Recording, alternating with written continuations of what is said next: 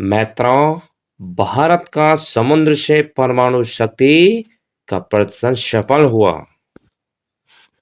Indian navy ने अपनी nuclear powered submarine INS अधिकार से पहली बार K4 submarine long range ballistic missile का सफल परीक्षण किया है। इस मिसाइल की खासियत यह है कि यह देश को सेकेंड स्ट्राइक की क्षमता प्रदान करती है, यानी देश के न्यूक्लियर थ्रेट को यह ताकत मिल जाती है कि अगर जमीन पर स्थिति ठीक नहीं है तो पानी के अंदर से सबमरीन हमला कर सकती है। इस K4 मिसाइल का सफल परीक्षण भारत की रक्षा क्षमताओं में एक मील का पत्थर साबित होगा। डिफेंस सोर्सेस ने बताया कि बुधवार को विशाखापट्टनम के तट पर पनडुब्बी आईएनएस अरिघाट से K4 मिसाइल का परीक्षण किया गया। लोगों ने बताया कि पनडुब्बी से लॉन्च की गई बैलिस्टिक मिसाइल का यह पहला परीक्षण था। पिछले कुछ वर्षों में ठोस ईंधन से चलने वाली इस मिसाइल का पनडुब्बी प्लेटफॉर्म से कम 5 बार परीक्षण किया गया है। बंगाल की खाड़ी में हुए इस परीक्षण को भारतीय डिफेंस डिपार्टमेंट के लिए काफी अहम माना जा रहा है। इससे देश की न्यूक्लियर ताकत में इजाफा होगा। इस मिसाइल को पानी के भीतर से पनडुब्बी के जरिए दागा जा सकता है। इसके चलते दुश्मनों को हमले की भनक तक नहीं हो सकेगी। क्या है खासियत? तो परमाणु ऊर्जा से चलने वाली यह पनडुब्बी 4 महीने से अधिक समय तक पानी के अंदर रह सकती है। इससे पहले भारत के पास ऐसी एक ही पनडुब्बी मौजूद है। दुश्मनों को पता लगे बिना यह उन पर हमला कर सकती है। 112 मीटर लंबी यह पनडुब्बी के 15 मिसाइलों से भी लैस है। इसकी मारक क्षमता 750 किलोमीटर से भी अधिक है। ये जमीन, हवा और समुद्र के दुश्मन का खात्मा कर सकती है। देखने में यह इससे पहले मौजूद आईएनएस अरिहंत जैसी की है। इसका साइज भी उसी के बराबर है। आईएनएस अरिहंत की लंबाई 111.6 मीटर, चौड़ाई 11 मीटर और ऊंचाई 9.5 मीटर है।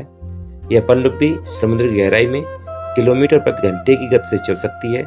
इसका कुल वजन की बात करें तो 6000 टन है। यह पानी के अंदर 980 से 1400 फीट की गहराई तक जा सकती है।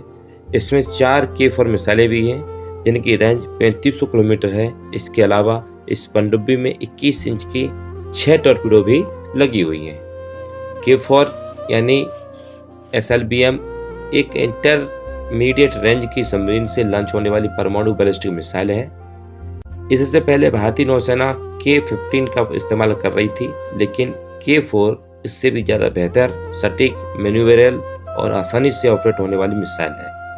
यह मिसाइल 17 टन वजनी और 39 फीट लंबी है।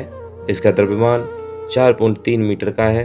यह 2500 किलोग्राम वजनी स्ट्रेटेजिक न्यूक्लियर हथियार लेकर उड़ान भरने में सक्षम है। डिफेंस सोर्सेस से न्यूज एजेंसी ANI को बताया कि मिसाइल टेस्ट के रिजल्ट को अभी एनालाइज किया जा रहा है।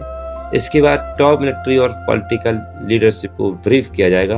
यह परीक्षण भारत की परमाणु त्रिकोण को मजबूत करने के लिए महत्वपूर्ण है, जिससे परमाणु हमले की स्थिति में देश की जवाबी कार्रवाई करने की क्षमता सुनिश्चित होगी। पानी के नीचे से लॉन्च किए जाने के लिए डिजाइन की गई K4 बैलिस्टिक मिसाइल भारत के शस्त्रागार में एक महत्वपूर्ण संपत्ति है।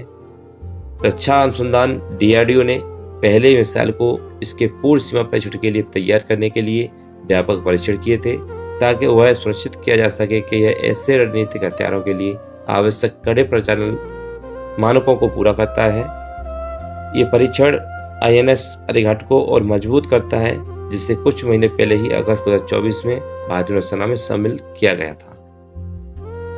भारत समेत दुनिया के 6 देशों की सबसे ताकतवर शॉर्ट लॉन्ग बैलिस्टिक मिसाइलें हैं। जैसे देशों में बात करें तो अमेरिका के पास ट्राइडेंट D5 है, जिसकी रेंज 12000 किलोमीटर है। वहीं फ्रांस के पास M51 है, इसकी रेंज 10000 किलोमीटर है। रूस के पास अपनी खुद की R29 RMU सिनेवा है, जिसकी रेंज 8300 किलोमीटर है। और भारत के पास 2 हैं, K15 और K4।